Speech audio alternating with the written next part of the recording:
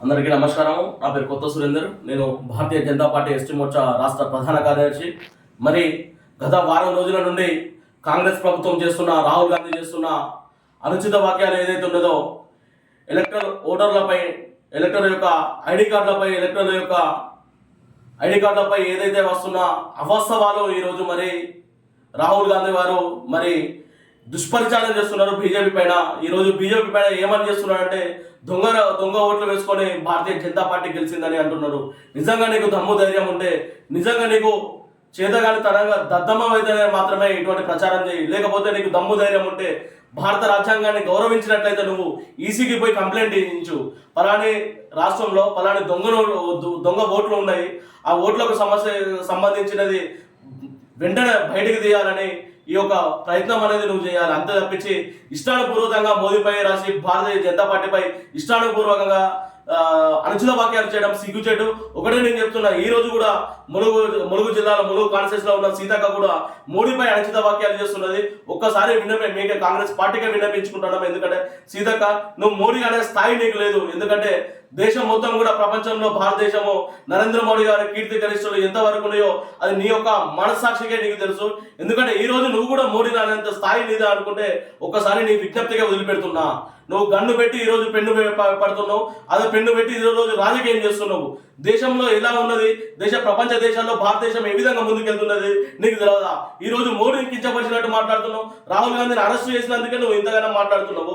అదే రాహుల్ గాంధీ అవాస్తవాలు మాట్లాడి బీజేపీపై ఒక గుడ్డగాల్చి చేస్తాడంటే అది నీకు తెలియదా?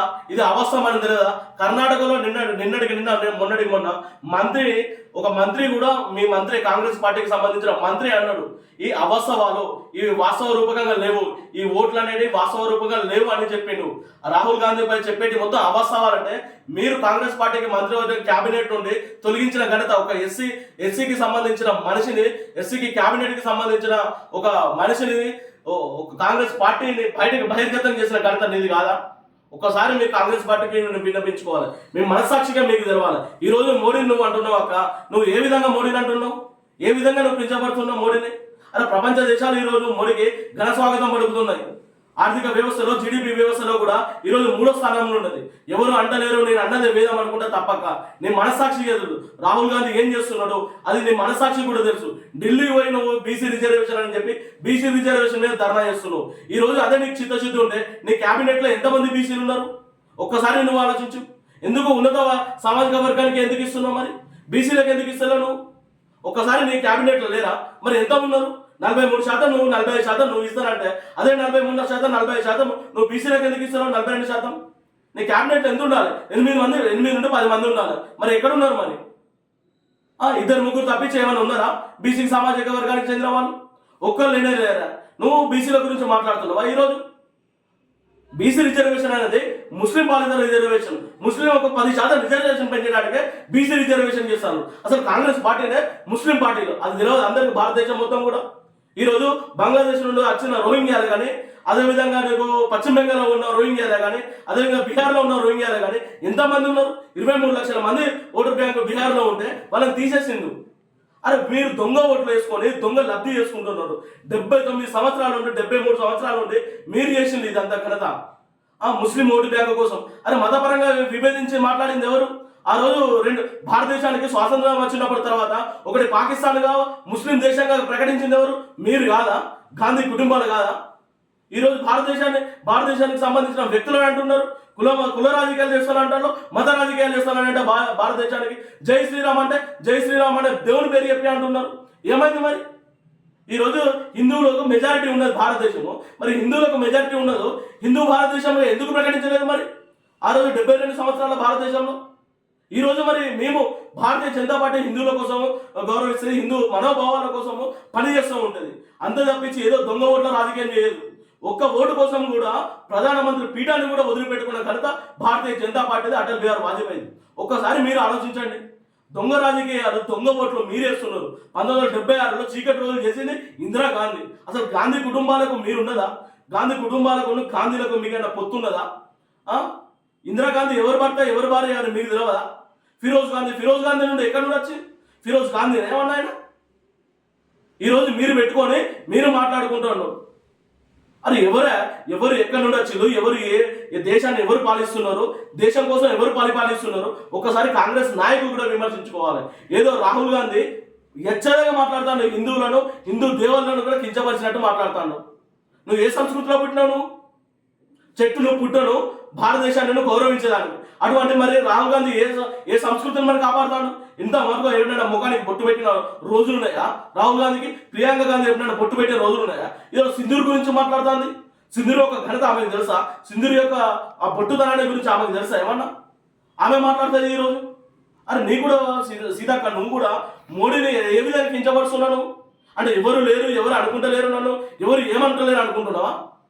ఈరోజు నువ్వు కూడా మాట్లాడుతున్నావు మోడీని విమర్శించట, భారతీయ జనతా పార్టీని కూడా విమర్శించే స్థాయి నీది కాదు. నీ స్థాయి ఎక్కడి వరకు ఉంటుందో ఆడి వరకు ఉండు. మేము మాట్లాడితే మీ చిన్నపిల్లలని నువ్వు ఆలోచిస్తున్నావు కాబట్టి, కానీ నీ స్థాయి మోడీ వచ్చి నీ స్థాయి మాట్లాడించేదే కాదు. మా స్థాయి సరిపోతాయి మీకు. నువ్వు ఎక్కడి నుండి వచ్చినావు, ఏం చేస్తున్నావు, ఏ షోకి ఏం చేస్తున్నావు అనేది ప్రతి ఒక్కరు కూడా తెలుసు. ఈరోజు కొండాయి ప్రాంతంలో, అది దొడ్ల మలయాళ ప్రాంతాల్లో ఉన్న బ్రిడ్జి కట్టే చేతన కాదు నీకు. ఈరోజు మల్లంపల్లి బ్రిడ్జి కూలిపోయింది, దాని చేతన కాదు ఈరోజు నువ్వు.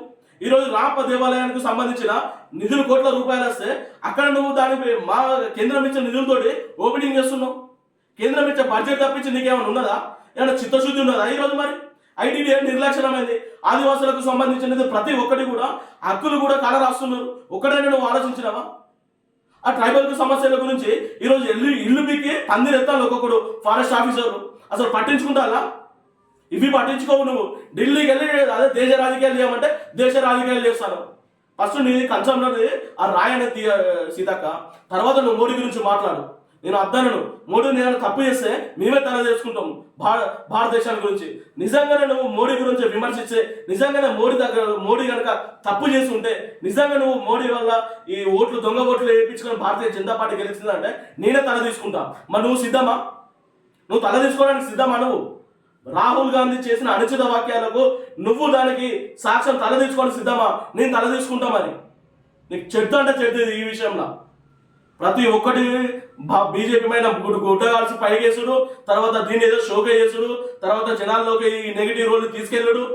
తెలుసా కదా ఈరోజు టీఆర్ఎస్ పార్టీ ఏం చేస్తుంది, కాంగ్రెస్ పార్టీ ఏం చేస్తుందని ప్రతి ఒక్కటి తెలుసు. జనాలు కూడా చూస్తున్నారు, గమనిస్తున్నారు. రాబోయే రోజులలో నీకు కూడా తగిన బుద్ధి చెప్తారు. రాబోయే రోజుల్లో తప్పకుండా నిన్ను ఏ విధంగా ఓడిపిస్తారు అంటే ఆ విధంగా ఓడిపిస్తారు. నువ్వు కనుక దయచేసి ఇప్పటి నుండి కూడా నీకు వార్నింగ్ అనుకో, లేకుంటే ఇది ఏమని అనుకో, మా మోడీ స్థాయిని నువ్వు కించపరిచే స్థానం నీకు లేదు. ఆయన లేదు కూడా. ఆయన 7 సార్లు 3 సార్లు 4 సార్లు సీఎం చేసినాక నువ్వు ఈరోజు నువ్వు మంత్రి కావచ్చు, ఈరోజు కాంగ్రెస్ నుండి టీడీపీ నుండి కాంగ్రెస్ రావచ్చు, కానీ ఒకటే పక్షపాతం, ఒకటే ఎజెండా కుటుంబ సమేతంగా వదిలిపెట్టుకొని అందరూ కూడా దేశం కోసం, ధర్మం కోసం పనిచేస్తున్నారు. ఎంతో మంది ప్రాణత్యాగం చేస్తేనే ఈరోజు బీజేపీ పార్టీ నిలబడింది. ఏమన్నా కుటుంబ పార్టీలు కాదు మాయి. ఒక్కసారి నువ్వు కూడా ఆలోచించు. మోడీని విమర్శించే స్థాయి నీది కాదు.